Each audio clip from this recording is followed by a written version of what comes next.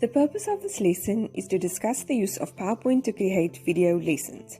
I'll be sharing a few tips to assist you with the creation of an MP4 video lesson, which can be used and uploaded onto a variety of platforms, such as a learner management system or social media applications. These PowerPoint video lessons are suitable for use by teachers, lecturers, learning and development professionals, and any other professional who may want to communicate an idea within an organization.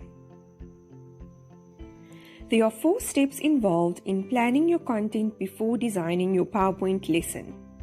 Step 1 is to gather your information. This may include speaking to a subject matter expert or researching for content via the internet.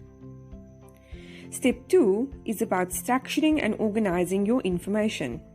This includes deciding the order in which information is shared, which should be logical and easy to understand. It also involves making decisions about relevant graphs, charts, or images to be included. Step 3 is about designing the look and feel of your slides. This includes choosing a suitable design for your PowerPoint slides and placing the information into a format that makes sense. Step 4 is about formatting your slides. Remember to choose a legible font, preferably size 16 or higher, so that your slides are easy to read. Choose a clear background which is not distracting to the reader, and choose suitable colors that reflect well on screen.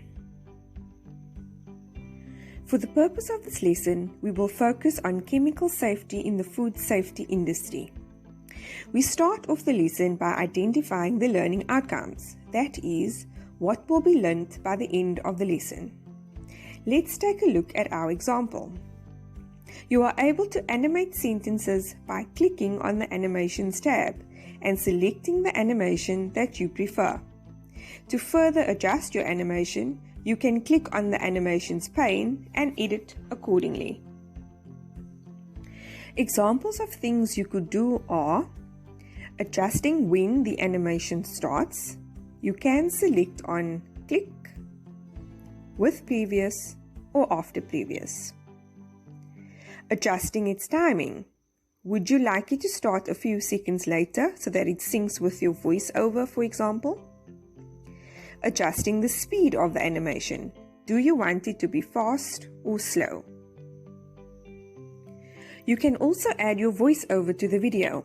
This will help you to minimize text on screen.